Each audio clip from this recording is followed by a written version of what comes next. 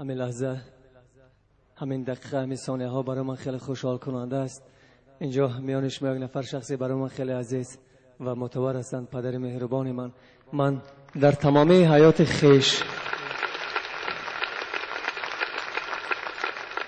و اگر 30% در زندگی برای زنده ماندن، برای ایجاد کردن کوشش و تلاش کردم، 70% دیگر برای افتخار پدرم بود که شاید در یک کنج، در یک کنار نفری میگوید فلانی پدر من با افتخار میگوید که فرزند من است و من خیلی افسوس میخورم که امروز پدر من به یار آمدن، با حال دلافکار آمدن، ولی به هر صورت خوش آمدن، قدمشان بالای دیده.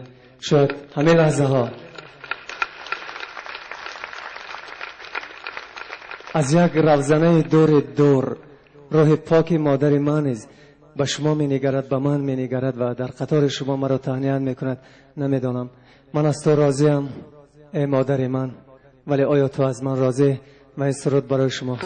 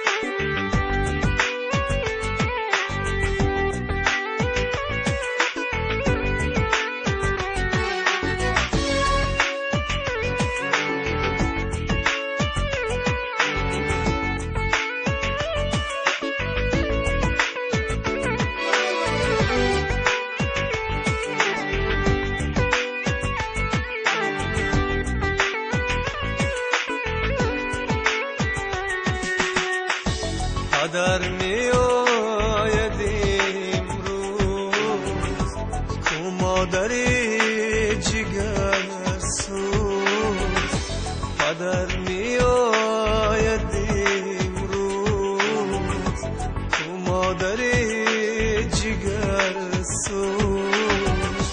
این چی قسمت، این چی تقدیر، زندگانی سرد و دلگیر. مادرم در پشت خواب از پدر آمدی باز، خسته و زار حزن دردی از غمی از غمی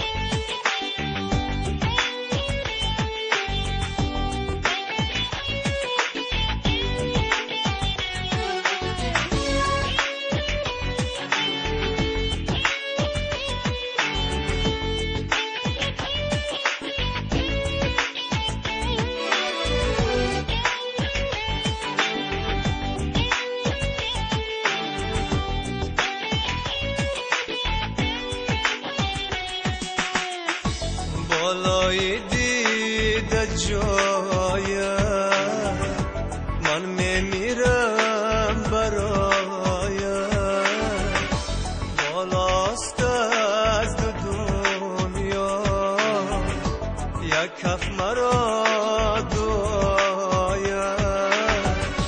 ای پدر جان نوری چشمان، آتشی دل، گرمی جان، هم صدای ناله های زاری دل.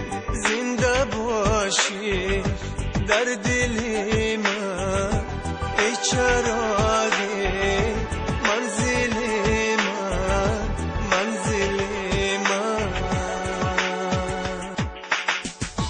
پدر می آید امروز کو مادری جگر سوز، پدر می آید امروز مادر جگرسوز پدر میآید.